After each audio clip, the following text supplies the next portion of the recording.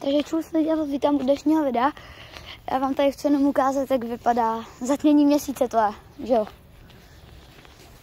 Musí to úplně vidět na té kameře, ale tamhle vzadu je.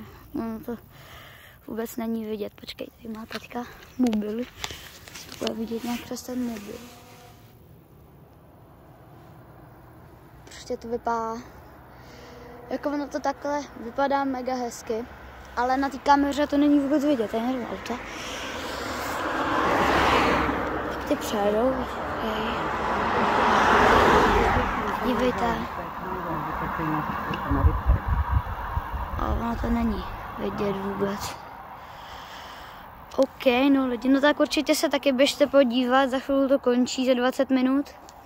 Tak se rychle utíkejte podívat ven. Počkat. Je to prostě krásný, no. Takže rychle se utíkejte podívat ven, no a mějte se krásně a zatím čau.